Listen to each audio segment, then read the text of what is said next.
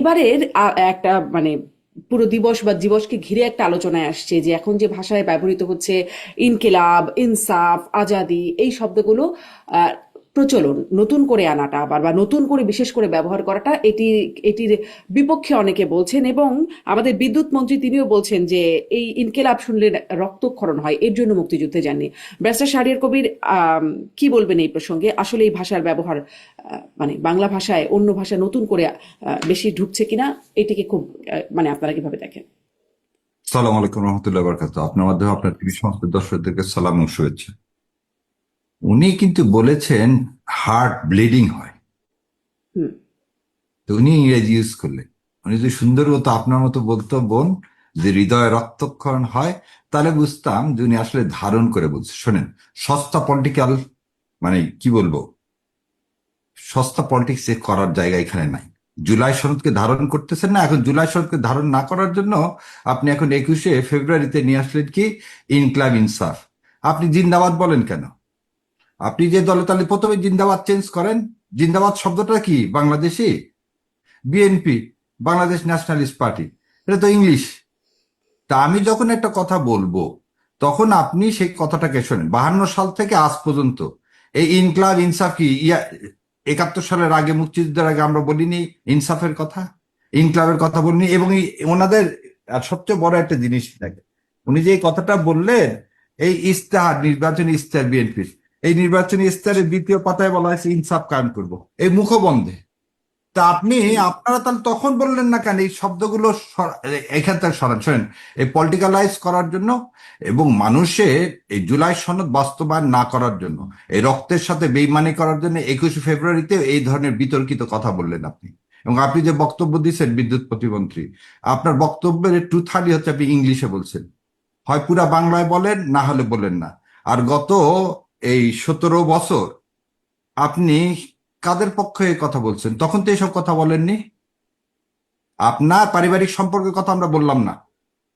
আপনিও একটা দলের এজেন্ডা নিয়ে আসবেন, আপনিও ভারতের মুখপত্র হচ্ছেন। আপনি কি জন্য ইনকলাব ইনসাফের কথা বলতেছেন, আজাদির কথা বলতেছেন? আজাদি এটা কি বাংলা ভাষা? মানে কি সব ভাষা এর মধ্যে আনা যাবে না? বাংলা ভাষার মধ্যে কি অন্য ভাষা নাই? হঠাৎ করে আপনার এই এই এই উদ্ভুদয় হলো 21শে ফেব্রুয়ারির দিনে, যখন আপনারা একদিকে শপথ নিচ্ছেন না জুলাই সনদ করার, তখন আবার শুরু করছেন কি আর এক ধান্দাবাজি। তো এইসব ছাড়েন। জুলাই সনদের সাথে 21শে ফেব্রুয়ারিকে, 21শে ফেব্রুয়ারি আমার মায়ের ভাষা, বাংলা ভাষা, তাকে শ্রদ্ধা করি বলে আমরা সবকিছু করি। আপনি 21শে ফেব্রুয়ারির ভাষণটা দিয়েছেন, পুরো ভাষণটা বাংলা দিলে সাধুবাদ জানাতাম। তবে এইসব সস্তা পলিটিক্যাল স্ট্যান্ডার্ড বাজি রাখেন। বরং জুলাই সনদ 21শে ফেব্রুয়ারিতে এই আমাদের মাতৃভাষা দেখেন, প্রথমে কি বলা হয়েছে? আমার ভাই রক্তে রাঙানো 21শে ফেব্রুয়ারি। তা আমার ভাই রক্তে রাঙানো জুলাই তো। আমি কি ভুলিতে পারি? তো জুলাইকে আমি কি ভুলতে পারি? আপনি এই কথা বললেন না কেন? তারপরের লাইনটা কি বলা আছে? কত মায়ের অশ্রুর সাথে জড়িত। তা আপনি এখনো 2 বছর যায়নি, আপনারা এই অশ্রুর কথা ভুলে গেলেন।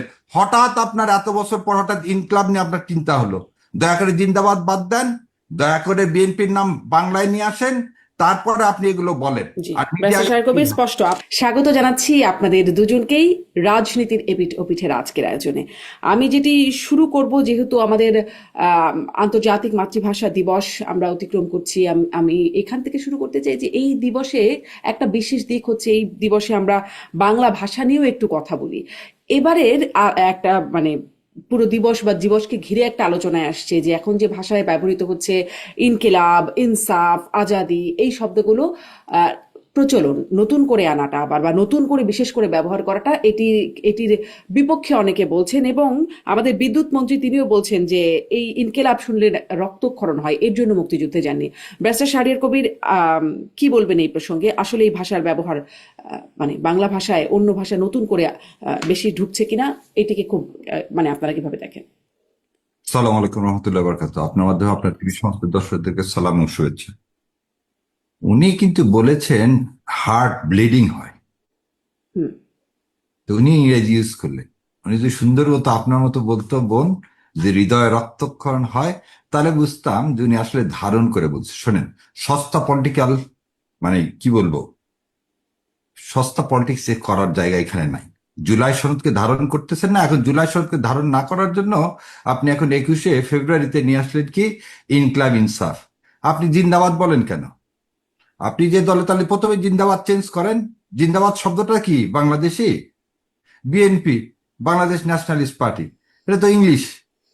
তা আমি যখন একটা কথা বলবো তখন আপনি সেই কথাটাকে শোনেন। 52 সাল থেকে আজ পর্যন্ত এই ইনকলাব ইনসাফ কি 71 সালের আগে, মুক্তিযুদ্ধের আগে আমরা বলিনি ইনসাফের কথা, ইনকলাবের কথা বলিনি? এবং ওনাদের সবচেয়ে বড় একটা জিনিস থাকে, উনি যে এই কথাটা বললেন, এই ইস্তেহার, নির্বাচনী ইস্তেহার বিএনপির, এই নির্বাচনী ইস্তেহারের দ্বিতীয় পাতায় বলা হয়েছে ইনসাফ কায়েম করবো, এই মুখবন্ধে। তা আপনারা তাহলে তখন বললেন না কেন এই শব্দগুলো এখান থেকে সরান? শোনেন, এই পলিটিক্যালাইজ করার জন্য এবং মানুষের এই জুলাই সনদ বাস্তবায়ন না করার জন্য, এই রক্তের সাথে বেইমানি করার জন্য 21শে ফেব্রুয়ারিতে এই ধরনের বিতর্কিত কথা বললেন আপনি। এবং আপনি যে বক্তব্য দিচ্ছেন বিদ্যুৎ প্রতিমন্ত্রী, আপনার বক্তব্যের 2/3 হচ্ছে আপনি ইংলিশে বলছেন, হয় পুরা বাংলায় বলেন, না হলে বলেন না। আর গত এই 17 বছর আপনি কাদের পক্ষে এই কথা বলছেন? তখন তো এসব কথা বলেননি। আপনার পারিবারিক সম্পর্কের কথা আমরা বললাম না। আপনিও একটা দলের এজেন্ডা নিয়ে আসবেন, আপনিও ভারতের মুখপত্র হচ্ছেন। আপনি কি জন্য ইনকলাব ইনসাফের কথা বলতেছেন, আজাদির কথা বলতেছেন? আজাদি এটা কি বাংলা ভাষা? মানে কি সব ভাষা এর মধ্যে আনা যাবে না? বাংলা ভাষার মধ্যে কি অন্য ভাষা নাই? হঠাৎ করে আপনার এই এই এই উদ্বোধয় হলো 21শে ফেব্রুয়ারির দিনে, যখন আপনারা একদিকে শপথ নিচ্ছেন না জুলাই সনদ করার, তখন আবার শুরু করছেন কি আর এক ধান্দাবাজি। তো এইসব ছাড়ে, জুলাই সনদের সাথে 21শে ফেব্রুয়ারিকে, 21শে ফেব্রুয়ারি আমার মায়ের ভাষা, বাংলা ভাষা, তাকে শ্রদ্ধা করি বলে আমরা সবকিছু করি। আপনি 21শে ফেব্রুয়ারির ভাষণটা দিয়েছেন, পুরো ভাষণটা বাংলা দিলে সাধুবাদ জানাতাম। তবে এইসব সস্তা পলিটিক্যাল স্ট্যান্ডার্ড বাজি রাখেন, বরং জুলাই সনদ 21শে ফেব্রুয়ারিতে এই আমাদের মাতৃভাষা দেখেন প্রথমে কি বলা আছে, আমার ভাই রক্তে রাঙানো 21শে ফেব্রুয়ারি। তা আমার ভাই রক্তে রাঙানো জুলাই তো, আমি কি ভুলিতে পারি? তো জুলাইকে আমি কি ভুলতে পারি? আপনি এই কথা বললেন না কেন? তারপরের লাইনটা কি বলা আছে? কত মায়ের অশ্রুর সাথে জড়িত। তা আপনি এখনো 2 বছর যায়নি, আপনারা এই অশ্রুর কথা ভুলে গেলেন। হঠাৎ আপনার এত বছর পর হঠাৎ ইনকলাব নিয়ে আপনার চিন্তা হলো। দয়া করে জিন্দাবাদ বাদ দেন, দয়া করে বিএনপির নাম বাংলায় নিয়ে আসেন, তারপরে আপনি এগুলো বলেন। জি, আর ব্যারিস্টার শাহের কবির স্পষ্ট। জামায়াতের আমির প্রথমবারের মতো শহীদ বেদিতে ফুল দিলেন, শ্রদ্ধা জানালেন, এবং তখন তিনি সাংবাদিকদের প্রশ্নের মুখোমুখি হয়েছিলেন যে জামাত এতদিন ধরে বলেছে যে এটি অনইসলামিক বা এটা একটা বিদাত, সেখান থেকে এখন জামাতের আমির যাচ্ছেন এখানে ফুল দিতে। এই বিষয়টি কেন, তিনি একরকম ব্যাখ্যা তারপরে দিয়েছেন যেটি রাষ্ট্রীয় আচার পালন করতেই তারই যাওয়া বা পুষ্পস্তবক দেয়া। আসলে বিষয়টা আপনারা কিভাবে ব্যাখ্যা করেন যে এটি কি আসলে মানে আপনাদের জামাতের আগের অবস্থান, বা যে যদি এই অবস্থান কথা জানতে চাই যে শহীদ বেদিতে ফুল দেওয়া এটা কি ইসলামিক নাকি অন ইসলামিক, আগের অবস্থানটা ঠিক ছিল নাকি বর্তমান অবস্থানটা ঠিক? ব্যারিস্টার শাহের কবির। ধন্যবাদ আপনাকে। আপনার এই কোশ্চিন কিন্তু খুবই ক্রিটিক্যাল কোশ্চিন, কারণ এখানে দুইটা জিনিস সম্পর্কিত। একটা হচ্ছে ইসলামিক মূল্যবোধ, এটা খালি জামাত ইসলামের না, বাংলাদেশে যেহেতু 91% মুসলমান, তাদের একটা মূল্যবোধ। আর একটা হচ্ছে একটা রাজনৈতিক আদর্শ। তো দুইটা জিনিস, একটা রাজনৈতিক আর একটা হচ্ছে ধর্মীয় মূল্যবোধ। প্রথম জিনিস হচ্ছে বাংলাদেশে এই প্রথম বোধহয় মানে শহীদ বেদিতে যে বা শহীদ মিনারে যে দোয়া করা হলো, সেটা প্রধানমন্ত্রীও করলেন, বিরোধী দলীয় নেতাও করলেন। দ্বিতীয় জিনিসটা, ডক্টর শফিকুর রহমান ওখানে গিয়ে যে ফুলটা দিয়েছেন সেটা কিন্তু বিরোধী দল হিসাবে 11 দলীয় জোটের পক্ষ থেকে। So as far as I am concerned, it is not on behalf of Jamaat Islami. Jamaat ইসলামের দল হিসাবে কোনো ফুল দেওয়া হয়নি বোধহয়। সেকেন্ডলি সেখানে তিনি দোয়াও করছেন। থার্ড যে কথা, জামাত ইসলাম দল হিসেবে কি এটা সমর্থন করবে, মানে আপনি দলের একজন আমি সমর্থক বা দলের পক্ষে কাজ করা হিসেবে? জি। বলতেছি প্রথম জিনিস হচ্ছে ফুল দেওয়াটা এই জামাত ইসলাম মানে জামাত ইসলাম তো বললে হবে না, আমি একজন মুসলমান হিসাবে কোরআন এবং সুন্নাহর আলোকে, আপনি যেমন ইয়াতে ধরেন আমাদের জাতির স্মৃতিসৌধে এদ্রগান সাহেব এসে ফুল দেয়নি, দিছে কি সেটা কতখানির জন্য? সেটা যে ফুল দিয়ে মাথা নত করে তার কাছে কিছু চাইতেন, সেটা হচ্ছে বিদআত। যদি আপনি এই চিন্তা করে কাউকে ফুল দেন যে এ তো সন্তুষ্ট হবে এবং সেই সন্তুষ্ট থেকে আমি কিছু পাবো, তাহলে দ্যাট ইজ বেদাত। আর দ্বিতীয় যে কথাটা হচ্ছে ফুল দেওয়াটা, যেভাবে ফুল ওনারা দিছেন, আমার কাছে ভাই আমি একটা জিনিস বলি, আমিও ছোটবেলায় দিয়ে আসছি। এরশাদ সাহেব তার 10 বছর কখনো 21 ফেব্রুয়ারিতে যে ফুল দেননি, কিন্তু আমি জানি না আপনিও জানেন কিনা, এরশাদ সাহেব তার ফুল পিরিয়ডে কখনোই 21 ফেব্রুয়ারিতে যে ফুল দেয়নি। আজিমপুর গোরস্থানে যে মানে আমির জামাত দোয়াও করে এসছেন, এবারে দোয়াও হয়েছে। সো একটা রাষ্ট্রীয় কালচারের অনুযায়ী যদি উনি দিয়ে থাকেন তাহলে আমি এটা সমর্থন করি, কিন্তু রাষ্ট্রীয় কালচারের বাইরে যে উনি দেননি এর জন্য আমি সাধুবাদ জানাই। দিলে আমি ভাই একজন মুসলমান, আমি এটা সমর্থন করবো না। এটা আমার একদম পার্সোনাল আমার কথা বলতেছি, যে আমি 21 ফেব্রুয়ারিতে যারা দিছে সেটাকে আমরা ধারণ করতে হবে। এবং এই শহীদ মিনারটা কিসের একটা, এটা হচ্ছে বাংলা ভাষার, এটার জন্য কিন্তু আপনি যে ব্যাখ্যাটা দিলেন তাহলে আবার কেন বললেন যে সমর্থন করবেন না? কারণ আপনি তো বলছেন যে আমি যদি ওখানে গিয়ে কিছু চাই, ফুল দিয়ে সেটার বিনিময়ে কিছু আমি একটা ওটা চাই, ওটা বললাম সেটা তো যে কেউ, হ্যাঁ, তাহলে সেটা তো কেউ করতে করে পারে, নাই, তাহলে সেটা তো কখনোই কারোরই কোনো করে নেই। এটা সমস্যা নাই, নিয়ে তাহলে কেন সমর্থন এটা করবেন নিয়ে না? তর্ক করার কোনো হ্যাঁ। অবকাশ নেই। এবং এই জন্য আমি বললাম যে আপনি বললেন না যে চেঞ্জ করা, শিফট করা না, এটা এক্সপ্লেন করে উনি দিছেন, সেই কারণে আমি এটাকে সমর্থন করি। কিন্তু এটাকে যদি অন্যভাবে যদি দেখার সুযোগ করা হয় তাহলে সেটাকে আমি সমর্থন করবো না। আর তাহলে জামাতে ইসলাম মানে এটা জামাতে ইসলামের পক্ষে থেকে ফুল না, এটি বিরোধী দলীয় নেতা হিসেবে ফুল দেওয়া, এগারো এটি কেন? এগারো মানে জামাতে ইসলাম কেন দিচ্ছে না? বাংলাদেশের সব রাজনৈতিক দলই তো দিচ্ছে, মানে হ্যাঁ, হ্যাঁ, তাহলে জামাতে ইসলাম দেয় না কেন? না, না, জামাত ইসলাম এবারে যেটা দিলেন, জামাত ইসলাম ওই যে বললাম একটু আগে, এরশাদ সাহেব 10 বছর যায়নি। একটা দলের স্ট্যান্ডিং হতে পারে। আমার কথা হলো, আমি আপনাকে আবার বলি যে আমি ফুল দিতে যেতেই পারি, সেটা কি জন্য? সেটা হচ্ছে কি একটা রাষ্ট্রীয় আচার, যে এই ফুল দিয়ে যে কাউকে আমি কোথাও কারো মঙ্গল হবে সেজন্য না। হুম, এটা হুম। সম্মান সূচক হিসাবে যেমন জাতীয় স্মৃতিসৌধতে দেওয়া হয়, তারপরে আপনি শিখা ও নির্বাণে দেওয়া হয়, সেরকম একই জিনিস দেওয়া হবে। কিন্তু এখানে যদি আপনি দেন এই ভেবে যেখান থেকে কিছু পাবেন, আল্লাহর সন্তুষ্টি হবে, হুম, তাহলে হুম। সেটা করা হবে না। এবং সেটা জামাতে আমিরে জামাত এটা কেউই তো করে নাই, এটা তো কেউই করে না, না, এটা কেউই এটার করে না। উদ্দেশ্য তো এটা না। এর উদ্দেশ্য এটা না, এটার উদ্দেশ্য, এবং এই কারণেই এইখানে এই পর্যন্ত করাটা বোধহয় ঠিক আছে। আচ্ছা, তার মানে জামাতে ইসলাম দল হিসেবে এটি করতে পারে? আমার কাছে মনে হয় যে খালি আনুষ্ঠানিক কথা হলে জামাত ইসলামও করতে পারে, কিন্তু এটা জামাত ইসলামের নিজস্ব রাজনৈতিক সিদ্ধান্ত। আমি মানুষ হিসাবে এতটুকুন বলতে পারি, যদি এটা কি হয়, খালি রাষ্ট্রীয় আচার হয়, সে পর্যন্ত ঠিক আছে, অন্য কিছু হলে ঠিক নেই। হচ্ছে কি, আপনি চাইলেও এটাকে অ্যাভয়েড করতে পারেন না। যেমন এরদোগানের উদাহরণ দিলাম, আপনি যদি ধরে নেন বাংলাদেশ জামাত ইসলাম ক্ষমতায় গেল, সে অন্য কোনো দেশে গেল, সে দেশে যে রাষ্ট্রীয় ইয়া অনুযায়ী তাকে, ফ্রান্স বলেন, আমেরিকা বলেন, যেখানে যান, স্ট্যাচু অফ লিবার্টিতে আপনাকে যে ফুল দিতেই হবে, তখন আপনি যে বলতে পারবেন না, না আমি এটা দিব না। সো আমার কাছে এই জন্যই বললাম যে এটাকে নিয়ে এই বিতর্ক করার চেয়ে, এবং ভাই যেটা বলছে, হ্যাঁ, পরিবর্তিত পরিস্থিতি, জামাত ইসলাম তো এই প্রথম বিরোধী দল হচ্ছে, এবং সেই জন্য তারা যে দিয়ে আসছে, এটাকে অন্যভাবে দেখার কোনো বোধের সুযোগ নাই। মানে অবশ্যই সেটি তো সাধুবাদও জানাচ্ছেন, অনেকেই আসলে সাধুবাদ জানাচ্ছে, কিন্তু অন্যভাবে দেখা হচ্ছে এই কারণে জামাত ইসলামের আগের অবস্থানের কারণে, মানে এটাকে অনইসলামিক, এটাকে বেদাত যদি বলা হয় এবং তারপর যদি সেখান থেকে যাওয়া হয়, তাহলে কি আগের বক্তব্যটা ভুল ছিল, এটা বিষয়টা এই জন্যই হয়তো বিতর্ক আসছে, কারণ সবাই যাচ্ছে, কাউকে নিয়ে তো কথা উঠছে না, জামাত ইসলামকে নিয়ে উঠছে। তাহলে কি সেই মানে ব্যাখ্যাটার একটু পরিবর্তন হয়েছে জামাতের? এই ব্যাখ্যা তো স্পষ্ট করে দিচ্ছেন ওনাকে, যদি পাওয়ার আশায় যান তাহলে বেদাত হবে, পাওয়ার আশায় না গেলে সেটা বেদাত। ওই তো, মানে সেটা কেউই এতদিনও যায় না, শুরু হতাশা থেকে আজ কেউই পর্যন্ত কখনো কখনো যায় না যায় না। শহীদ ভাইয়া। না, কেউ ওখানে ওইভাবে যে, আবার আর একটা জিনিস আছে, কিছু জিনিস আছে আমরা হচ্ছে খুব অতিরিক্ত করি। যেমন আজকে একজনের কথা শুনলাম, যিনি শোনেন মক্কা শরীফে, মানে কাবা ঘর হচ্ছে তাওয়াফ করে, আমি প্রথম খালি পায়ে যেতাম, পরে দেখলাম যে সবাই হচ্ছে এই যে রবারের মোজা হুম। পরে, তারপরে দেখলাম স্যান্ডেল পরে অনেকে ঘুরতেছে। তা আমি যখন বলি যে লোকটা স্যান্ডেল পরে তাওয়াফ করতেছে, এটা হবে কি হবে না, এই বিষয়ে আমি বলার কেউ না, মুফতিরা বলছে ওটা করতেই তারা পারে। ঠিক সেরকম আজকে একজন বললেন যে চ্যারিটি বিগানস অ্যাট হোম, ওরা পরিবার থেকে শেখেনি বলে উনি একজন বোধহয় স্যান্ডেল নিয়ে সাইড দিয়ে উঠে গেছেন।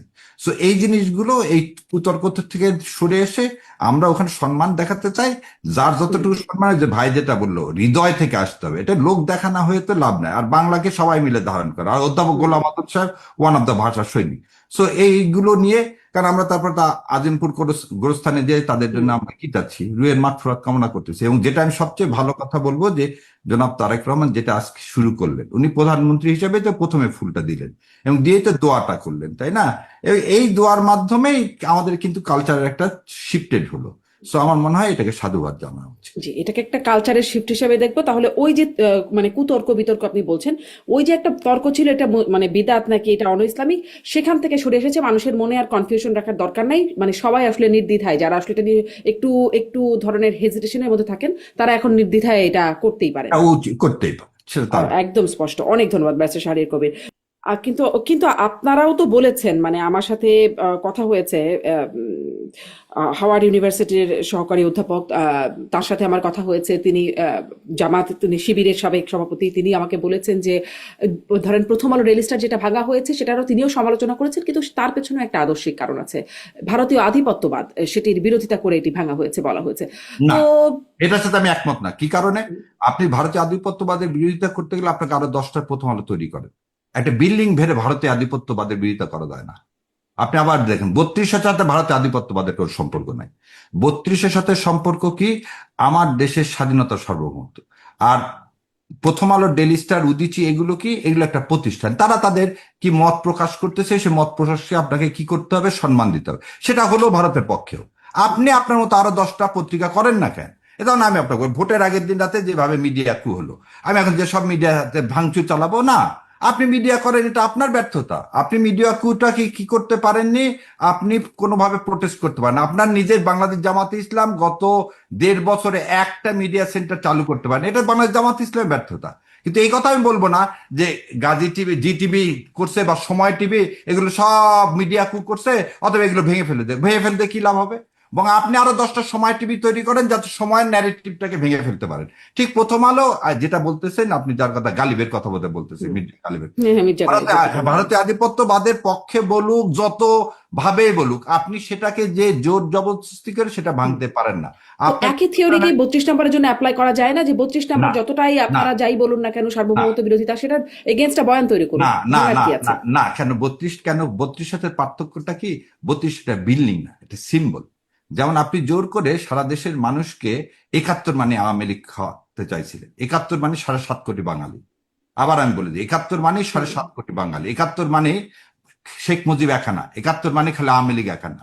ঠিক 71 মানে, বা আজকের মনস্টার শেখ হাসিনা মানে 32। 32 একটা তীর্থভূমি। এই তীর্থভূমি যখন করবেন তখন সেখানে কি করতে হবে? সেখানে সমূলে উৎপাদন করতে হবে। সেই জন্য 32 আর ডেলিস্টার মধ্যে এই পার্থক্য এই জায়গাতে। ওখানে হচ্ছে আদর্শিক ভাবে একটা জিনিস যেটাকে কি করাচ্ছে আপনাকে, রন্ধে রন্ধে আপনাকে প্রতিবার মনে করে দিচ্ছে এই বিল্ডিং এর জন্য এতগুলো সন্তানের কি রক্তক্ষয় হয়েছে। ডেইলি স্টারের জন্য তো তা হয়নি। ডেইলি স্টার একটা কি পত্রিকা? কেন সংগ্রাম নাই? সংগ্রাম আর ডেইলি স্টারের মধ্যে পার্থক্য নাই? তাহলে আমি বলবো যারা সংগ্রাম পছন্দ করে না তাদের কি সংগ্রাম ভেঙে ফেলে দেবে? না, এই জায়গাতে হচ্ছে পার্থক্য। আদর্শগত ভাবে একটা আলাদা জিনিস, আর যে আদর্শ স্বৈরতন্ত্রের সৃষ্টি করবে সে আদর্শ আলাদা জিনিস। সো 32 স্বৈর শাসনের একটা প্রতীক, মূর্তিমান প্রতীক। সো একটা আতঙ্ক, সে আতঙ্ক যাতে আমাদের সন্তানদের মন থেকে সরে যায়। খালি জুলাই না, 32 ভেঙে ফেলে দিয়ে মানুষের এটি মন। আসলে আতঙ্কটা কবে থেকে, মানে 32 নম্বর যে আতঙ্ক, সেটি আসলে কবে থেকে? সেটা শেখ হাসিনার সময় থেকে। আমি মানে এটাও গত বলছি, গত 17 বছরে গিয়ে সেটি আতঙ্কে পরিণত হয়েছে। আতঙ্কে পরিণত। এই 17 বছরের আগে কোনদিন হয়নি, কারণ সেই জায়গায় সবাই আমরা গেছি। 32কে সবাই গেছে। 32 কোনদিন একটা ফ্যাক্টর হয়নি স্বৈর শাসকের, মূর্তিও প্রতীক হয়নি। সবাই এবং নিন্দা করছি যে যেভাবে হোক, বঙ্গবন্ধুকে বলেন, শেখ মুজিবুর রহমান সাহেবকে বলেন, কোন পরিবারকে এভাবে হত্যা করা কেউ কোনদিন সমর্থন করতে পারে? পারে না। এটা একটা ছোট বাচ্চাকে হত্যা করা কোনোদিন সমর্থনযোগ্য না। সে যত বড় স্বৈরাচার হোক, তাকেও আইনের হাতে নিয়ে আসতে হতো। এবং আপনি একটা জিনিস দেখেন তো, যে কেউ বলছে যে শেখ মুজিবুর রহমান হত্যার বিচার চায় না, কেউ বলছে যে জিয়াউর রহমান হত্যার বিচার চায় না, কিন্তু এর সাথে এই বাড়িটাকে গত 17 বছরে মূর্তিমান প্রতীক বানায় ফেলছে শেখ হাসিনা। খালি তাই না, শেখ মুজিবুর রহমানকে আমি যেন সারা জীবন বলতাম বঙ্গবন্ধু। এই 17 বছরে শেখ মুজিবুর রহমানকে এমন এক মূর্তিমান প্রতীক নিয়ে গেছে যে আমি আর এখন বঙ্গবন্ধু বলতে ঘৃণাবোধ করি। কারণ শেখ হাসিনা জোর করে পুরা ইতিহাসটাকে আচ্ছা, ব্লট করছে। আচ্ছা, তার মানে তার কর্মকাণ্ডের জন্য, মানে কন্যার কর্মকাণ্ডের জন্য আপনি পিতাকেও, যে তিনি যিনি অলরেডি। কন্যা কাণ্ড এটা আওয়ামী লীগের কন্যা, শেখ হাসিনা না পার্টিকুলারলি। এখানে আবার শেখ হাসিনাকে বলে দেবেন আওয়ামী লীগের যে কর্মকাণ্ড, বাংলাদেশকে যেভাবে বিক্রি করে দিলেন, যেটা তার বাবা হায়দ্রাবাদ হয়তো করতে চাননি, কিন্তু তিনি হায়দ্রাবাদ করে ফেলে দিলেন আমাদের দেশকে। এবং এই 32টা ছিল সেই হায়দ্রাবাদের চরণ, যেটা আচ্ছা, শেখ হাসিনা করছে। সেই জন্য কিন্তু আওয়ামী আপনি লীগ। নিজেও আইনের মানুষ, মানে এটি আসলে ভাঙাটা তাহলে ঠিক আছে, এটি ভাঙা আমার ভাঙা কাছে, হ্যাঁ, কারণ আপনি আপনার যদি কাছে বলেন ঠিক আছে। আমি মুক্তিযোদ্ধারা তো যদি আগে, এটা বলেন বোন, আপনি তো লয়ের সাথে, মুক্তিযোদ্ধারা যদি পাকিস্তান সেনাবাহিনীকে মারতে পারে সেটা যদি আইন, মানে আইন সিদ্ধ হয়ে থাকে, ঠিক একই রকম যখন জুলাই কোন অভ্যুত্থান, গণ অভ্যুত্থানকে আইন মেনে হয় বোন? হয় না। সো এই কিন্তু অভ্যুত্থানের পরে এরকম আসলে সব ভাঙচুর যে হলো 32 সব নম্বরে ভাঙচুর শুধু না, না, আপনাকে বিজয় তো, 71, অনেক জায়গায় ভাঙচুর হয়েছে, না, না, না, মুক্তিযুদ্ধের এক্ষেত্রে যাবতীয় সব, স্মৃতিস্তম্ভ, অনেক কিছু ভাঙচুর না, হয়েছে। না, সেগুলো তো আমরা সব সমর্থন করিনি বোন। আমরা সেটাও বলতেছি যে গভর্নমেন্টের ফেলিওরটা বললাম, ইউনূস সরকার ওয়ান অফ দ্য ফেলিওর হচ্ছে কি আচ্ছা, সেগুলো মব ছিল না, ছিল না? মব ছিল, বললামই তো আপনাকে, ডেলি আচ্ছা, স্টার এটা মব ছিল না না, অবশ্যই। ডেলি স্টার না, আমি বলছি মুক্তিযুদ্ধের আওয়ামী বাংলাদেশের লীগের অভ্যুত্থান সম্ভব। এর ভেঙে কি লাভ? আপনি সরকারি ভাবে সরাবেন, দেন একটা জিনিস আবার একটা কি এখানে বলেন 32 সাল শেখ মুজিবের এই যে ক্ষোভ, ধরে নেন আপনি প্রাইম মিনিস্টার অপোজিটে, আপনি শেখ সাহেবের বঙ্গবন্ধুর ইয়া করছিলেন না, আপনি সাদ্দামের ইয়েটা মনে করেন তো, ইরাকে যখন সাদ্দাম ইরাকের পতন হলো তখন সাদ্দামের বিরাট একটা স্ট্যাচু ভেঙে ফেলে দেওয়া হলো না? That is not mob. কেন? মানুষের ক্ষোভ তৈরি করে ফেলছিলেন যে আমার সন্তানটা এই এই একটা স্ট্যাচুর জন্য, এই স্বাধীনতার জন্য আমরা, আমার বাবা চাচা সবাই যুদ্ধ করছে, তাহলে এই স্বাধীনতার প্রতীক, মূর্ত প্রতীক আমাদেরকে অস্বীকার করা হচ্ছে কেন? তখন এই ক্ষোভ থেকে ওই জিনিসটা করা হয়েছে। ওটার সাথে আবার কারো বাড়ি ঘরে আগুন দেওয়া, ওটাকে একসাথে করা যাবে না। সেখানেও তো কারো না কারো ক্ষোভই আছে। আজকে যদি কথা বলতে বলেন, আপনার বিরুদ্ধে অনেকের ক্ষোভ আছে, হয়তো আমার বিরুদ্ধেও আছে। আছে, সে কিন্তু হ্যাঁ, ক্ষোভটা রাষ্ট্রীয় পর্যায়ে যে যখন দেশ বিক্রি করে দেওয়া হবে, ওই পর্যায়ে নিয়ে গেলে আমাকেও সাফার করতে হবে। জি, যেমন আমি আজকে একটু জুলাই আবু আলম সনদে শহীদ যদি খানের ব্যাখ্যাও বিএনপি একটু। না করে, বিএনপি যদি জি, জুলাই সনদ বাস্তবায়ন না করে, বিএনপি উইল সাফার ইনডিড। তাহলে তাকেও বিএনপি এরকম যদি শিকার জুলাই, হতে হতে পারে। সেখানে বিপ্লব হয়, প্রতি বিপ্লব অবশ্যই হবে। এবং জুলাই সনদে যে টালবান, এই যে যেমন আজকে প্রথমে শুরু করতে বললাম যে ইনকলাবি শব্দগুলোকে ইউজ করা হচ্ছে জুলাই সনদ বাস্তবায়ন না করা, তার কনসিকুয়েন্স ফেস করতে হবে। তখন আপনি বলতে পারবেন না এটা আবার মব। এত সংখ্যায় একসাথে ঘটে নাই, মানে একের পর এক ঘটনা। কারণ তো আপনি সেটা আপনি একটা জিনিস দেখেন, গত 18 মাসে মানে ইউনূস সরকারের সময় কত ফেক নিউজ ইন্ডিয়াতে বেড়েছে, যেটা গত 15 বছরে বের হয়নি। যেমন এটা যেমন সত্য, আবার কিছু এই ফেক নিউজ করার জন্য কিছু বাস্তবতা তৈরি করতে হয়েছে। ওই জন্য আমি বলছি ডিপ স্টেটের কথা। যেমন আমি বললাম ভোটের দিন যদি এই ইলেকশন ইঞ্জিনিয়ারকে প্রতিহত করতে সমস্ত জায়গায় যাওয়া হতো, তাহলে আজকে আমি আর ভাই যে আপনি সাথে আলোচনা করতেছি এটা হতো না, এতক্ষণ অন্য কেউ ক্ষমতায় থাকতো। সো ভোটের ইলেকশন ইঞ্জিনিয়ারিংটাও মেনে নিতে হয়েছে। ভোটের ইলেকশন, ওই যে মব বলতেছেন, মবের অনেকগুলো ইফেক্ট আছে, সেজন্য এটা নিয়ে শেষ করা যাবে না একদিন একটা অনুষ্ঠান করে। মানে কি, ইলেকশন ইঞ্জিনিয়ারিং না হলে কে ক্ষমতায় থাকতো? জামাত? না না, ইলেকশন ইঞ্জিনিয়ার না হলে কে ক্ষমতায় থাকতো সেটা আমি বলতেছি। ইলেকশন ইঞ্জিনিয়ারিং না হলে অন্য জামাতে কেউ ক্ষমতায় থাকতো বলছেন আপনি? আমার একদম আমি সরাসরি আমি বলে দিচ্ছি যে আমাদের যে যে ক্যালকুলেশন বা যতগুলো সেন্টার আমি দেখছি যেভাবে করা হয়েছে, তাতে বিএনপির অ্যাবসলিউট মেজরিটি পাওয়ার কোনো কারণ নাই। তাহলে ক্ষমতায় কে থাকতো? আপনি যে বললেন অন্য কেউ ক্ষমতায় থাকতো। ক্ষমতায় থাকা, ক্ষমতায় থাকে বললাম যে যদি সেদিন রাতের বেলা বের হওয়া হতো, এটাকে প্রোটেস্ট করা হতো, তাহলে বিএনপিও থাকতো না, জামাতও থাকতো না, অন্য কেউ থাকতো। কারা থাকতো? তা জানি না, কিন্তু একটু বলতে পারে অন্য কেউ। মানে মানে সেদিন রাতের বেলা। That's how it's happen. কারণ আপনি যদি ওই দিন রাতের বেলা বেরোতেন, তাহলে আপনি মব বলতে একটা পক্ষ, আর একটা পক্ষ কি করতে যেত, প্রতিহত করতে যেত, একটা সিভিল ওয়ার হতো, দেশটা কি হতো? তাহলে কে আসতো ক্ষমতায়? তার লাভ যে ওয়েট করতেছে 18 মাস ধরে ভিতরে ঢোকার, সে আসতো। কোন, মানে আসলে কোন রাতে? ভোটের রাতের কথা বলছেন? ভোটের রাতে যদি বের হতো ভোটের তাহলে। ইলেকশন রাতে যখন ইলেকশন গণনা হচ্ছে, তখনই তো বলা হলো মানে 4টার পর থেকে তো ইলেকশন ইঞ্জিনিয়ারিংটা শুরু হলো, তাই না? তারপরে এটাকে কি মেনে নেওয়া হলো কেন? জুলাই সনদের জন্য মেনে নেওয়া হলো। আর একটা জিনিসের জন্য মেনে নেওয়া হলো, দেন আপনি বোধহয় এটা স্টেটমেন্ট দেখছেন আমির জামাতের, যে যদি সেদিন আমরা স্টেটমেন্ট, যদি এটা আমরা প্রতিহত করা না, এটা নিয়ে যদি আমরা মানে প্রতিবাদ করতাম, যদি এটার জন্য আমরা সেইভাবে স্টেপ নিতাম, তাহলে দেশে একটা গৃহযুদ্ধ হতো। সেজন্য গেটার ইন্টারেস্ট আমাদেরকে এই কারচুপিটা মেনে নিতে হয়েছে, যেমন 73 সালে মেনে নিচ্ছে মানুষ। আচ্ছা, মানে এটা একটা খুবই মানে 73 সিভিয়ার সালে ব্যাপার। আপনারা কতটুকু, মানে আপনার যদি খেয়াল থাকে 73 সালে আমরা কতটুকু কারচুপি মেনে নিয়েছিলাম, আর এবারে কতটুকু কারচুপি মেনে নিয়েছি, কত সিটে? 73 আচ্ছা সালে ধরেন 10-12 সিটের কথা বলা হয়, বাট এবারে কত সিটের কারচুপি আপনারা মেনে নিলেন সেটা যদি আচ্ছা কাইন্ডলি বলতেন। ভাই, এটা আপনি যখন পার্টিকুলারলি বলছি, তাহলে আপনি দেখেন মেজর, আপনি তো ভালো জানেন ওই সময় যে মেজর জলিল 5টা সিটে জয়লাভ করে ঢাকা ফিরে আসলো। তারপর বলা হলো যে না, উনি একটা সিটে জয়লাভ করেন। রাশেদ খান মেনন জয়লাভ করলো, অপর পক্ষ আওয়ামী লীগ, সে এসে তাকে কি করছে, এসে মানে কংগ্রাচুলেশন করছে, করে তারপর ফিরে আসছে। তারপরে জানা গেল ঢাকা আসার পরে কি রাশেদ খান মেনন ওই সিটে হেরে গেছে। হ্যাঁ, তারপরে একটু 10-12 সিটের কথা আমি বললাম তো, খন্দকার মোশতাক। আমি ইনস্ট্যান্ট গুলো দেখাচ্ছি, কারণ সিট কয়টা সেটা না। আপনি খন্দকার মোস্তাককে জেতানোর জন্য হ্যাঁ, দাউদ ওখান কান্দি থেকে এই হেলিকপ্টারে করে কতগুলো ঢাকায় আছে নিয়ে আমরা জানি। এবারের জন্য, এবারে যদি আমাকে আমি বলা সেই হয় সময় বিরোধী রাজনৈতিক কর্মী ছিলাম, সুতরাং আমি প্রত্যেকটা সিটের কথা বলতে পারবো। মেজর জলিলের বেলা 4টা পর্যন্ত হরনাথ বাইনের সাথে উনি জিতেছিলেন, এগুলো আছে। আপনাদের এখনকার একজন মন্ত্রী, উনার পিতাও জিতেছিলেন, হ্যাঁ হ্যাঁ হাফিজ হ্যাঁ সাহেবের বাবা। হ্যাঁ তো হ্যাঁ সো হ্যাঁ। এগুলো রাজশাহীতে একজন জিতেছিলেন, মানে এগুলো 10-12 সিট বা 20 সিট ধরেন, আমি হুম। বলতে পারবো যে সেখানে আম- ইঞ্জিনিয়ারিং করে আমার হারানো এখানে হয়েছে। আমার But এখানে এবার আমি জিজ্ঞেস করলাম 24-এ আপনারা কতটা ইঞ্জিনিয়ারিং মেনে নিচ্ছেন, কত সিটে? আমার কাছে মনে হয়েছে ভাই 57 থেকে 60টা সিটে এই ইঞ্জিনিয়ারিংটা একদম ইঞ্জিনিয়ারিং হয়েছে। ন্যাকেডলি করা হয়েছে, ন্যাকেডলি করা হয়েছে। এবং আরো একটা সবচেয়ে তাজ্জব ব্যাপার, ধরে নেন আপনাকে একটা উদাহরণ দিই, গোপালগঞ্জে বিএনপি জয়লাভ করলো কিন্তু না ভোট জয়লাভ করলো। আবার পার্বত্য হিল ট্র্যাক্সে বিএনপি জয়লাভ করলো, না ভোট জয়লাভ করলো। বিএনপি একদিকে বলতেছে যে আমার সমস্ত কর্মীদেরকে বলছি হ্যাঁ ভোটে ভোট দাও। তাহলে বিএনপি যদি ওখানে জয়লাভ করে থাকে তাহলে হ্যাঁ ভোটে জয়লাভ করার কথা। তার মানে বিএনপি যে স্ট্যান্ডিংটা নিছে এই হ্যাঁ ভোটের পক্ষে বলতেছে সেটা না। এই যে আজকের যে কথাগুলো আসছে যে জুলাই সনদকে তারা ওন করতেছে না, সেটা কিন্তু ওই ইলেকশন ইঞ্জিনিয়ারিং এর মধ্যে অলরেডি প্রতীয়মান। হুম। কেন এটাকে ইঞ্জিনিয়ারিং কেন বলছেন? এটাই এটা যদি এটা বলেন, পরে Yes, যেটা শাহরিয়ার, বললেন আপনি আপনি, জানেন। এটা কি পরে ইঞ্জিনিয়ারিং বলবেন নাকি এটা তাদের যে মানে তাদের যে অবস্থান। তারা যে অবস্থান, না, রাজনৈতিক অবস্থানটা না, অবস্থান, যেমন আজকে অবস্থান না। আপনাদের আপনি তো রাজনৈতিক সামনে অবস্থান হচ্ছে বললেন যে আমি শহীদ হ্যাঁ মিনারে যাবেন আনুষ্ঠানিক না না না ফুলের মালা দিতে। না এটা তাদের অবস্থান, তারা বলছে যে আমরা হ্যাঁ ভোট দিব, আমরা না ভোটও দিতে পারি। না এটা না, এই তাদের একটা না ভোট রাজনৈতিক দিতে পারে এই অবস্থান। কথা কিন্তু কোথাও বলেনি ভাই।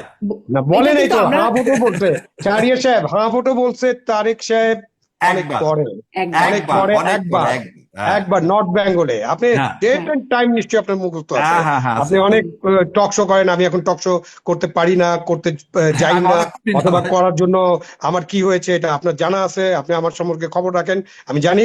সুতরাং উনি একবারই বলছে, সেটা নর্থ বেঙ্গলে বলছে, তার আগে ওনারা কিন্তু না ভোটের পক্ষে বলছে। তো হ্যাঁ এটা আমার মনে হয় যে এলএফ এর মতো আর কি, লিগাল ফ্রেমওয়ার্কের এক্স্যাক্টলি, মতো, বুঝছেন এই না? জায়গায় আমরা দুইজন এক। আমরা হ্যাঁ, এক তো লিগাল ফ্রেমওয়ার্ক বঙ্গবন্ধু শেখ মুজিবুর রহমান, তখন উনি বঙ্গবন্ধু হন নাই বা হয়েছেন। না বঙ্গবন্ধু হয়েছে শেখ মুজিবুর যখন 69 যখন হয়েছে। সাইন করেছিল, তখন তাকে বলা হয়েছিল যে আপনি যে লিগাল ফ্রেমওয়ার্ক সাইন করলেন, তা আপনি তো সবকিছু দিয়ে দিলেন, বলে যে আমি আগে ইলেকশনটা জিতে নেই, তারপরে আমি দেখবো যে লিগাল দেখাচ্ছি কি ফ্রেমওয়ার্ককে হয়। কয় টুকরা করা যায়। তো ঠিক আছে, তো এইটা তো আপনি দেখ- ওটা আরেকটা আলোচনা, ওই আলোচনা আমরা যেতে চাই না। হুম। আমরা এখন এখানে থাকি যে আপনি ইলেকশন ইঞ্জিনিয়ারিং এর মাধ্যমে ইলেকশন ইঞ্জিনিয়ারিংটা বিএনপি সোফার 65 থেকে 70টা সিট ছিনিয়ে নিয়েছে।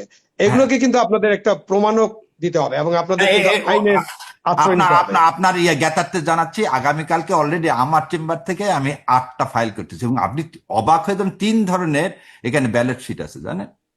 Can you imagine it? এরকম একটা ইলেকশনে 3 ধরনের ব্যালট শিট থাকে। এতে আমার সামনে একটা ফাইল আছে, আমি যদি আপনি চান আমি 1 মিনিট দেখা দিই। হাতে না, লেখা। এই আইনি যুদ্ধটা আমরা দেখতে চাই যে ইলেকশন ইঞ্জিনিয়ারিং এই তো আপনারা বললাম প্রমাণ আপনাকে, করেন। এই জিনিসটা দেখ 3 ধরনের ব্যালট শিট কিভাবে থাকে এবং আপনি অবাক হয়ে যাবেন, হাতে লেখা।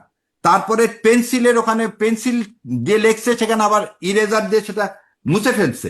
সো এই যে কাজগুলো, এই কাজগুলো আপনি কিভাবে, এই দেখেন আপনাকে একটা দেখেন, দেখেন তো, এই যে নিচের দিকে তাকান, দেখেন তো হুম। এটা কিরকম আর এখানে কিরকম। আচ্ছা, তারপর আবার দেখেন এই কোনায় দেখেন ইলেকশন কমিশনের সিল আছে। ঢাকা 7-এর একটা ফলাফল শিটে ইলেকশন কমিশনের কোনো সিম্বলের কোনো ইয়া নেই। ঢাকা 7-এ একটাতেও এই সিম্বল নেই।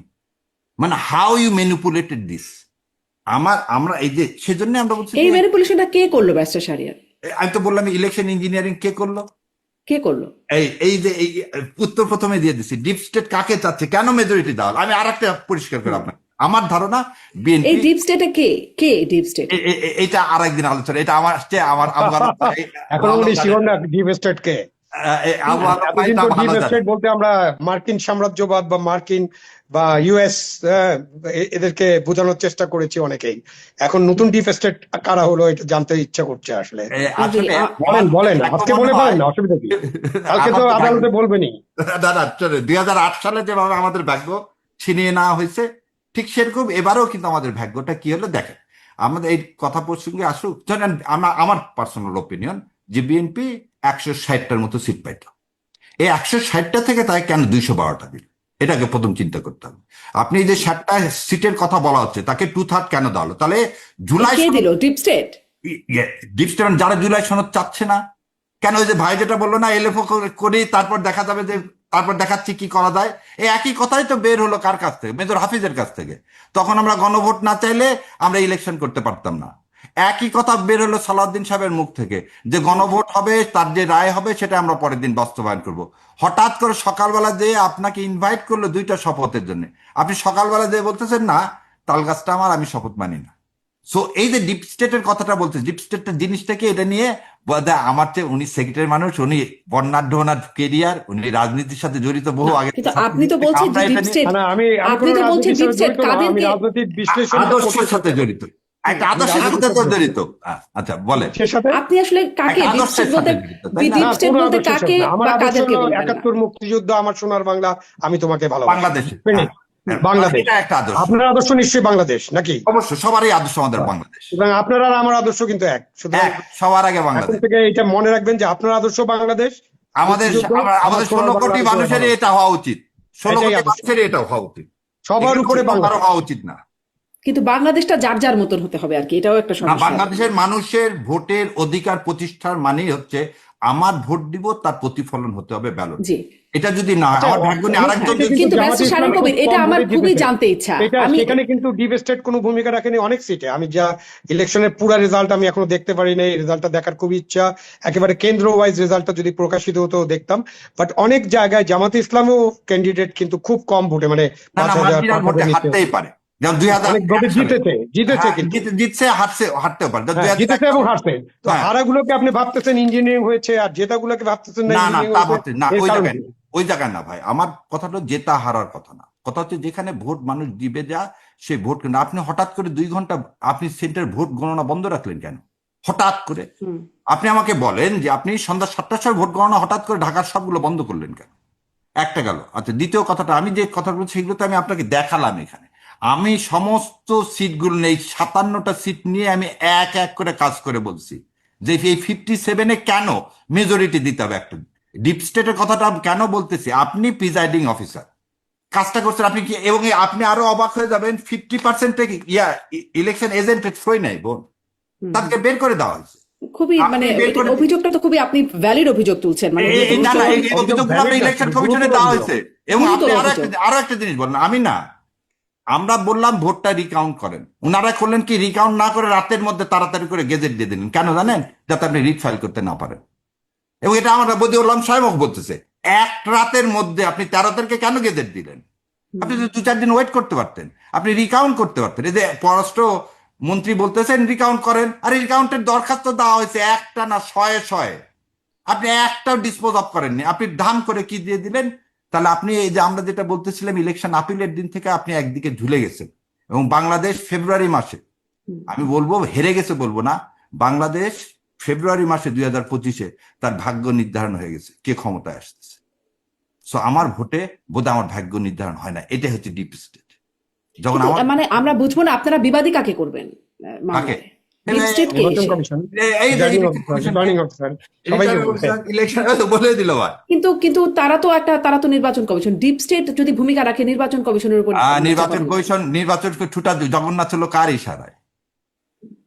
তো তারা আসবে না ডিপ মামলায়? স্টেটের বিরুদ্ধে তো কোনো জিনিস হবে না। একটা অনুষ্ঠান আপনি দেখেন, আপনার এই অনুষ্ঠানটা কার প্রযোজনা হচ্ছে? সিটি গ্রুপ কেউ আছে এখানে? নাই, আমি আর আপনি আছি। কিন্তু অনুষ্ঠানটা হচ্ছে কার? সিটি গ্রুপের সৌজন্যে, কিন্তু তাই তাদের না? কোনো নিয়ন্ত্রণ নাই এটার উপরে, মানে আমরা কি কথা বলবো না বলবো কোনো রকম নিয়ন্ত্রণ নেই। নিয়ন্ত্রণ নাই বোন, এটা কিন্তু লাইভ হচ্ছে, তাই না? ওটাও আমরা ভোট যতক্ষণ 4টা পর্যন্ত দিয়েছি ততক্ষণ তার নিয়ন্ত্রণ সে দেখায়নি, 4টার পরে নিয়ন্ত্রণ দেখাইছে। যেমন এটা কে মানে দেখালো? মানে রাত্রে মামলায় তো 4টার আপনি পরে। বিবাদী রাখবেন, একটা বায়বীয় বিবাদী তো থাকতে পারবে না, তাই না? বায়বীয় বিবাদী রাখা হচ্ছে না না, না, ডিপ স্টেট তো কোনো বিবাদী হবে না। ডিপ কোনোদিন স্টেটের কথা কোথাও হয় না। পাসিং রিমার্কস করবেন, Yes. টক শোতে বলবেন, কিন্তু আদালতে যেতে এটা বলবেন না। এবং আদালতের যারা জাজেস আছেন তারা ডিপ স্টেট বলার সাথে বলবেন যে ওটা তো আমাদের কনসার্ন না। ওটা আমার পিটিশনেও থাকবে না, কিন্তু তাহলে- আমরা জানি যে কিন্তু তাহলে তো মূল জায়গায় আপনারা যাবেন না, মূল জায়গায় যাবেন না যে আসলে কে করলো? ছোট জগন্নাথকে ধরে নিয়ে আসবেন, মেইন যারা করলো তাদের। ছোট জগন্নাথকে নিয়ে এসে আপনি যখন সাক্ষী নেবেন, তখনই এটা আগেও হয়েছে, মহিউদ্দিন খান আলমগীরের সিট যখন বাতিল হয়েছে তখনই আসছে যে কে কাকে তাকে এই ইনস্ট্রাকশন গুলো দেওয়া হলো, কেন সেই ম্যানিপুলেশন গুলো করলো। আপনি একটা জিনিস সবসময়, কিছু জিনিস বায়বীয় জিনিস কিছু থাকবেই। এটাকে আপনাকে এই যে টক ভাই যেটা বললো, এই যে দেখেন, সব কথা আমরা টক শোতে যত কথা বলতো আদালতে তা বলতো, আর এই ডিপ স্টেটের কথা কেন আমরা বলবো? এটা এই কারণে বললো, আমার ভাগ্য নির্ধারণ আমি করতেছি না, আমার ভাগ্য আরেকজন নির্ধারণ করে, যেটাই হচ্ছে যেই জন্য জুলাই সনদকে আমাদের বাস্তবায়ন করা দরকার, যাতে আমার ভাগ্য আমি নির্ধারণ করতে পারি। সেটা আমার ক্ষেত্রে না, সারা পৃথিবীর ক্ষেত্রে। আপনি একটা জিনিস দেখেন, খেলে আমাকে একটা জিনিস বলেন তো, যে আপনি এই মুক্ত বাজার অর্থনীতিতে কার সাথে ব্যবসা করবেন আর না করবেন সেটা আর একটা দেশ নির্ধারণ করে দেয় কিভাবে? তার মানে এগুলো কি কোনো উত্তর আছে? যে ভাই একটু আগে বললো না যে ইরাকের কথা, হ্যাঁ ইরাকের সেদিন আমরা সাদ্দামের পক্ষে, আমরা ছোট, আমরা তো খুব ছোট, আমরা তো মিছিল করছি, কিন্তু ইরাকের ভাগ্য কি ইরাকের মানুষের হাতে ছিল? ছিল না। লিবিয়ার ভাগ্য কি লিবিয়ার মানুষের হাতে ছিল? কখনো থাকেনি। ইথিওপিয়ার মানুষের হাতে ছিল? ছিল না। এখন আমাদের ভাগ্য কার হাতে আপনার আর মতে? তাহলে ওই জন্য রুট, আমার মনে হয় আমার বোন এই সিরিয়ালটা দেখছেন অনেক আগে, একটা রুট বলে একটা টিভিতে খুব সুন্দর একটা সিরিয়াল দেখাইছিল, এবং সেটাতেই দেখানো হয় যে অ্যালেক্স হেলিং। হ্যাঁ, এবং কিভাবে কালো মানুষগুলো কিভাবে কালোদের রাইট। এবং তারপরে আরেকটা জিনিস দেখেন যে আপনি আব্রাহাম লিঙ্কনের যে ছবিটা সাউথ আর নর্থ আমেরিকার, যখন ওখানেও দেখবেন যে মানুষের ভাগ্যের পরিবর্তন আমার আপনার হাতে ছিল না। আমার আপনার এই ডিপ স্টেটের কথা বললাম, এটা নিয়ে এই জন্যই কথা বলতে হচ্ছে যে আমার আপনার ভাগ্য নিয়ে একজন নির্ধারণ করতেছে আলাদা মিটিং করে, তারপরে সেটা কি হচ্ছে, ফল প্রকাশ হয়েছে। 2008-এও হলো, এবারও হলো। তার মানে এটা কি, আমি আপনি ভোট দিচ্ছি 4টা পর্যন্ত ঠিকই, কিন্তু আমার আপনার ফলাফলে হচ্ছে না। এবং আরো একটা জিনিস, এই মামলাগুলো করছে, আমি প্রতিটা ক্লায়েন্টকে বলছি 5 বছরে এই মামলাগুলো শেষ হবে কি না, আল্লাহ নোজ। 5 বছরের মধ্যে এই টার্ম শেষ হয়ে যাবে। হুম। 5 মানে বছর মামলার কোনো কার্যকারিতা নাই। মামলা ফিউটাইল হয়ে যাবে, কারণ আপনি ওই পর্যন্তই যাচ্ছেন। যেমন আমরা যেমন দেখছি কি, যে 165 জনের মতো ঋণ খেলাফি, ব্যাংক এসে বলতেছে আপিলের সময় না না ওনারটা রিশিডিউল হয়ে গেছে, তখন what can we do? Barrister Shahriar Kabir, আমি আজকের মতো শেষ করব, কিন্তু ওইটা একটু বুঝতে পারলাম না। এর আগেও আমি আমার আরেকটা অনুষ্ঠানে ব্যারিস্টার ফুয়াদকে জিজ্ঞাসা করেছিলাম যে তিনিও এই ডিপ স্টেটের কথা বলেছিলেন, তখন আমি জিজ্ঞাসা করে উত্তর পাইনি যে আসলে ডিপ স্টেট কারা। মানে আমরা কি শুধু বায়বীয় উপরেই ভাসবো যে আচ্ছা ডিপ স্টেট আছে, মানুষও খুব বলে ডিপ স্টেট, কিন্তু কারা এটা আমরা বুঝবো না কখনো যে কারা আছে ডিপ স্টেটে? আছে, সেটা ওই যাদেরকে বলতেছি তারাই, যারা আমার ভাগ্য নিয়ে সিনেমিনি খেলতেছে, যারা গত 15 বছরে চাই না আমি নিজের পায়ে দাঁড়াই, খালি তারা না, যারা আমাদের ভাগ্য নিয়ে সিনেমিনি খেলতেছে তারা কারা। যেমন আমি ছোটবেলা থেকে একটা শুনছিলাম, রুশ ভারতের দালালেরা হুঁশিয়ার সাবধান। এটা আমি যখন বামফ্রন্ট করতাম তখন আমরা এই স্লোগানটা খুব আমাদের ছিল, যে সবসময় এই স্লোগানটা হুম। শুনি। আবার ঠিক একই রকম ছিল আমেরিকান সাম্রাজ্যবাদের কি হোক, সেটাও আমরা চাইছি, মুর্দাবাদ বলতাম। সো আপনাকে একটা জিনিস মনে রাখতে হবে, এদেশের ভাগ্য এবারে এই জুলাই সনদ যদি বাস্তবায়ন না হয়, তাহলে কোনোদিন এদেশের ভাগ্য আমরা আর নির্ধারণ করতে পারবো না। 71 সালে আমরা যেমন ব্যর্থ হয়েছি, আমরা একটা মুক্তিযুদ্ধ পাইছি, আমরা একটা মানচিত্র পাইছি, কিন্তু আমরা 72 সাল থেকে 75 সাল পর্যন্ত আমাদের ভাগ্য নির্ধারণ করতে পারিনি। এই জি। ব্যর্থতার জন্য আজকে এটাই যদি জানতে না পারি নির্ধারণটা কে করছে, আমরা কিভাবে আমাদের ভাগ্যটা তাদের হাত থেকে ছড়াবো আর কি। যারা পলিসি মেকার, এই যে আপনি হয়তো এখানে এই পর্যন্তই বলবো, এরপরে আর একদিন হয়তো বললে কি কোনো বাধা আছে, কোথাও কোনো সমস্যা আছে? মানে এটা কেউ বলে না কেন? না, deep state itself is the Notion, itself is the Notion. এটা একজন কারিগর না, যে ওই জন্য আপনি বলতে পারেন না যে ভারত করছে বা আমেরিকা করছে। যখন আপনার দুজনের কথাই বলেন, ভারত এবং মিলে যদি আমেরিকা করা করছে হয়, বা আরো অনেকরা তিন করছে, চারজন মিলে যখন করে তখন আপনি কি করবেন? কিন্তু আপনার তাদের কথা সবার নাম বলবেন। না, কথা এখানে সেটা না, কথাটা আগে শুনে 4টা পর্যন্ত ভোট সব ঠিক হলো, ফলাফলের সময় কেন এটা হলো? 2008 সালেও তাই হয়েছে। আপনি একটা জায়গায় দেখান তো যে ব্যালট বক্সে ছিনতাই হয়েছে? না। কয়টা জায়গায় আপনি দেখাতে পারবেন যে মানে ভোট কারচুপি হয়েছে? কয়টা সেন্টারে? বেশি সেন্টারে না। কিন্তু 57টা জায়গায় পুরা সিটের হিসাবটা ওলট পালট হয়ে গেল। How come? কার ইশারা? ওই জায়গাটাই তো জানতে চাইলাম, জানতে পারলাম না যে আসলে কার ইশারায়। আজকে আর জানা হলো না, এখন না, ওই আইন আজকে না, আদালতে এর গিয়ে আগেও জানা- জানার চেষ্টা আমল করেছি। ভাইয়ের কাছ থেকে এটা জানবো আমরা ইনশাল্লাহ। আমি তো জানি না, আমি ডিপ স্টেট চিনি না না। না না না না না, এটা মাস্টার জি। ইনশাল্লাহ।